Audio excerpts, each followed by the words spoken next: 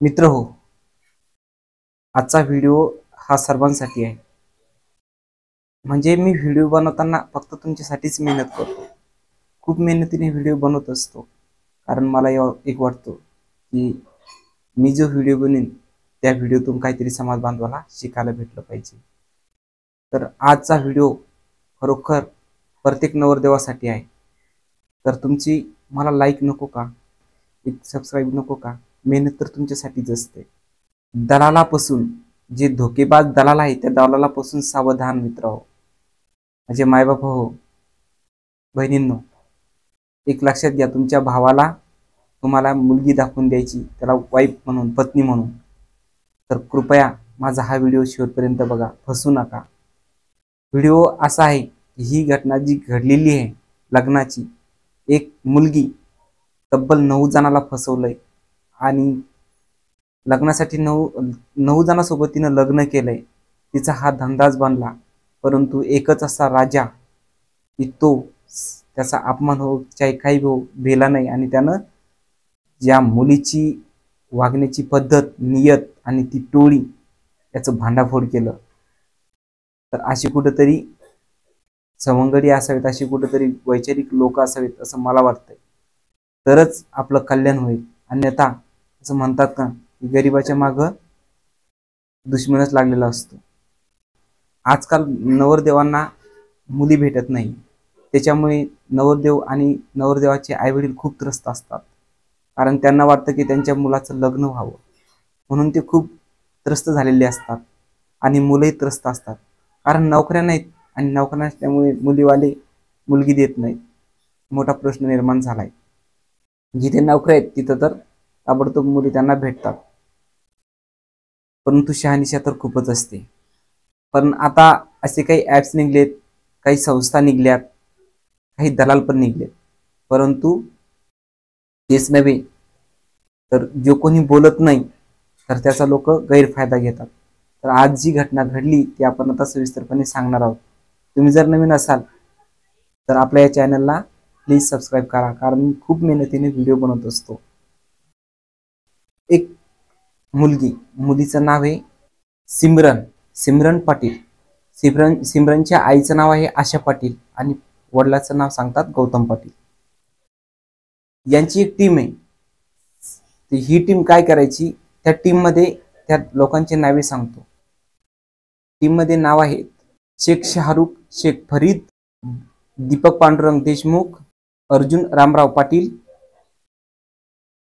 सचिन बलदेव राठोड आणि मुलगी आणि मुलीची आई आणि वडील. आईचं नाव आशा तर वडिलाचं नाव गौतम पाटील असं सांगतात. तर मुलीचं नाव जी सिमरन हिचं लग्न केलं जायचं. या अगोदर तिनं जवळपास 9 लोकांना फसवलं होतं, 9 मुलांना.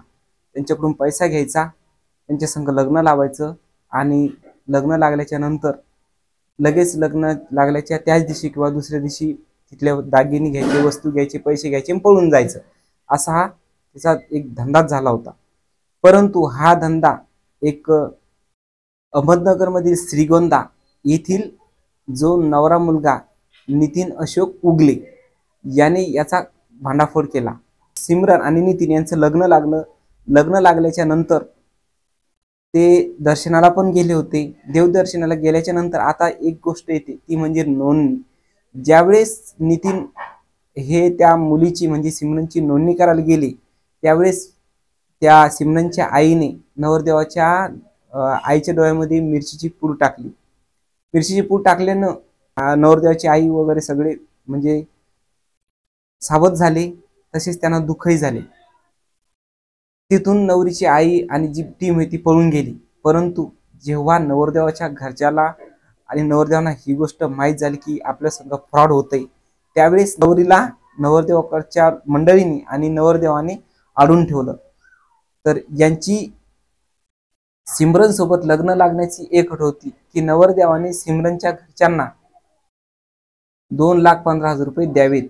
तर सिमरनला तसंच झालं, 2,15,000 रुपये देण्यात आले होते. पण या अगोदर सिमरनने जवळपास 13 लाखापेक्षा जास्त लोकांकडून पैसे घेतले होते आणि सिमरन आणि सिमरनची टोळी यांनी आता श्रीगोंदा पोलीस स्टेशननी अटक केलेली आहे त्यांच्यावर कारवाई केलेली आहे आणि श्रीगोंदा पोलिसांनी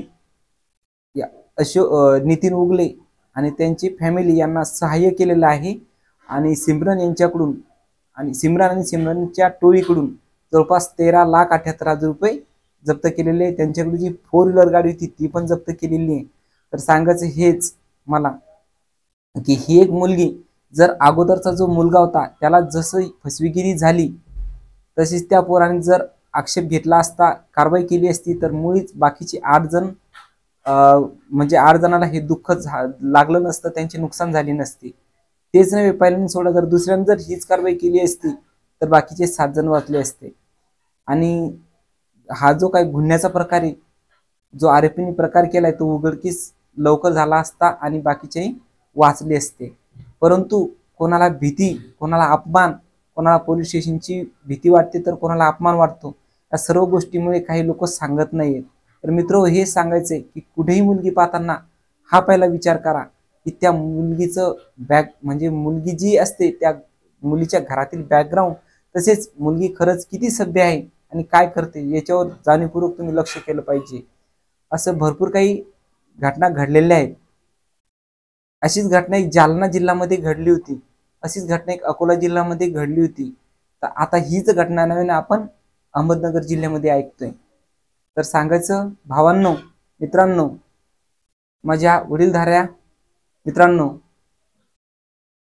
तुमच्या मुलाला जर मुलगी बघायची असेल, ताईंनो तुमच्या भावाला जर मुलगी बघायची असेल, तर सर्वजण विचार करा, व्यवस्थित विचार करा, बॅकग्राऊंड चेक करा. हीच तुम्हाला फसवण्यापासून तुम्ही वंचित राहू, फ्रॉड होण्यापासून दूर राहू, यासाठी मी तुम्हाला हा व्हिडिओ अगदी मेहनतीने टाकलेला आहे तुमच्यापर्यंत येण्यासाठी. तर असेच नवीन व्हिडिओ किंवा क्रिमिनल व्हिडिओ आपण या चॅनलवर अपलोड करत असतो. तुम्ही नव्याने असेल तर आपल्या चॅनलला जरूर सबस्क्राईब करा, सहकार्य करा. भेटूया नंतरच्या एपिसोडमध्ये नंतरच्या कहाणीसोबत. तोपर्यंत तुम्ही तुमच्या परिवाराची काळजी घ्या, तुमची काळजी घ्या. जय हिंद, जय भारत.